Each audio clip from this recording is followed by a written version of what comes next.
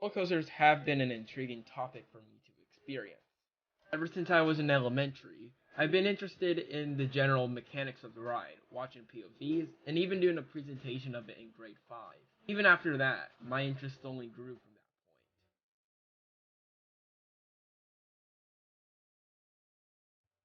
point. However, there was one barrier that kicked me in the past, being the intimidation factor of heights, inversions, acceleration, and steep drops. Before 2021, even the kiddie coasters were too intimidating for me. That factor was not worth praising.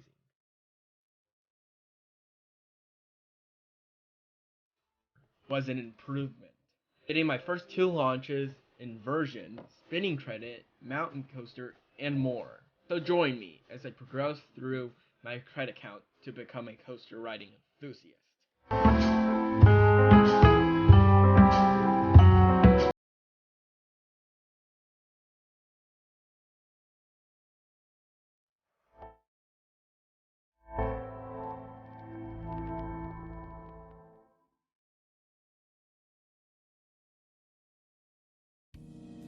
Hello and welcome to my coaster reviewing channel. To start off, we'll be reviewing my first roller coaster of the year, mountain coasters are.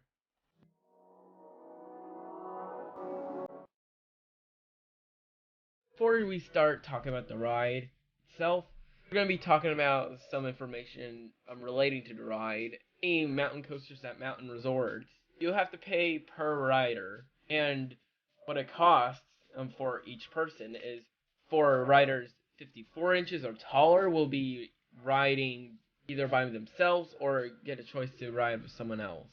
For $10, if you're between 36 and 54, you'll get to ride with a guardian 18 years or older, strictly.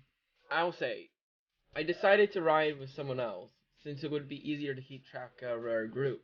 To note that since I was riding with someone else, that meant it would have a combined weight of 2 average adults, meaning it would increase speed.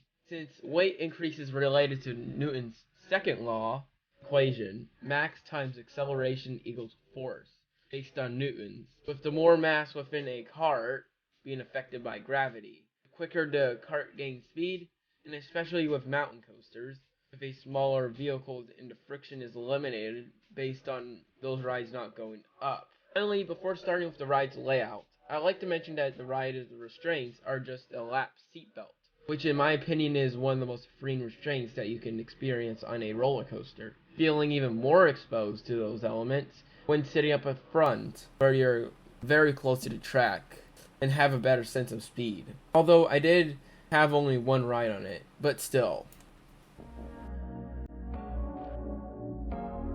After leaving the station, you'll have an 180-degree right turn, and after that, a 90-degree left turn, into one of 4 lift hills. I like to say that these lift hills I don't mind taking a long time, since I have a tolerance for waiting on these lift hills, since it is quite scenic. Plus, I had someone to talk to, so that filled the time. After 2 back-to-back lift hills, you start off with turning 180 degrees to the left, a dip down, a left turn after that, and a S-bend. This section has no forces here, but at least you get the opportunity to gain speed for the rest of that first half. After that S-bend, you'll go through your first underbanked helix.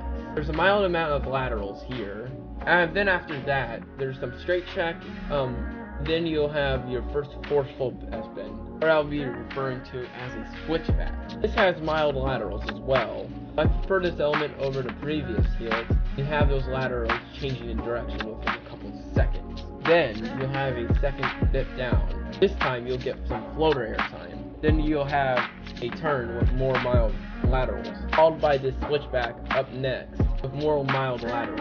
Then you'll have this underbanked helix, which has stronger laterals than before, sustained until the helix is done. Next you have a floater pop, down, and a S-bend with good laterals before the mid-course break, which you'll plan not to overshoot, which releasing the lever. Before talking about the second half, I'd like to mention that about my appreciation of laterals with this ride. Laterals are the most underrated force in my opinion, due to how easy they can be forceful.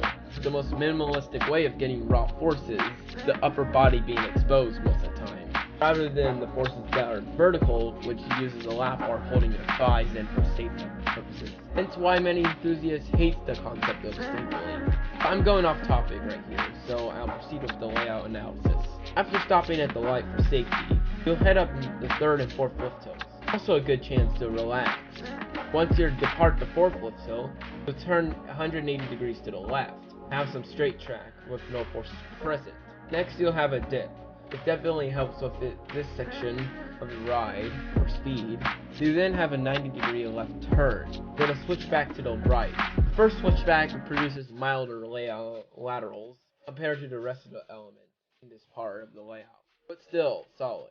What I enjoy about this element in the next switchback, the part of this layout, direction of changing of where you're experiencing laterals varies sadly if they are having laterals. After the first switchback, you have a second one right after the first one, turning to your left, giving stronger laterals than before, being decently forceful. Then you'll have a third switchback being weaker, having weak laterals for the turn with the transition, but still a fun element, not noticeable compared to the rest of the ride. This is a blanking miss it moment. Then you have a larger turn with weak laterals being sustained throughout the turn. Next is another switchback. It's not as fun as the rest, since the laterals are weaker with the first turn, and the second increasing slightly. However, the disappointment with the previous element is forgotten with the next section. These back-to-back S-bends are the highlight of the ride, providing laterals and switching directions while gaining speed. These laterals are one of the strongest points of the ride, and possibly the strongest laterals I've ever experienced. To be fair, I only have 17 credits as of writing this, so I might not be the most credible person to talk to, but still. Then you have another sustained section of laterals, quite strong. Then this next switchback here has no impact, due to the second part of it not having laterals. Next you have the final dip down, and it's the biggest and fastest of them all, having the strongest floater on the ride. Then comes the strongest portion of laterals, being this turn. And it feels like you're almost going to be folded over. Then you have some straight track until you get to the next 180-degree turn, being tamer than before, but still strong laterals. The next two left turns have decent laterals throughout the turns. Then from that point until the final helix, you have no forces, besides the right turn having weak laterals. And the final helix has the most sustained laterals on the ride, but the laterals itself were a hair better than the decent laterals from the rest of the ride. And that ends the Big Bear Mountain Coaster experience, stopping at the same station as before.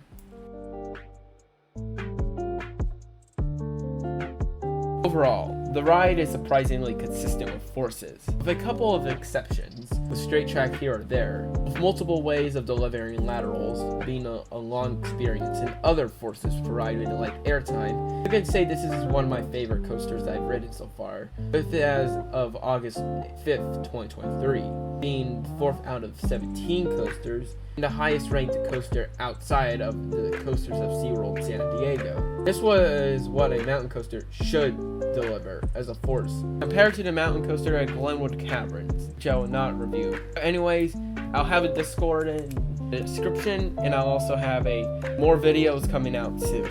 Anyways, what's next to review?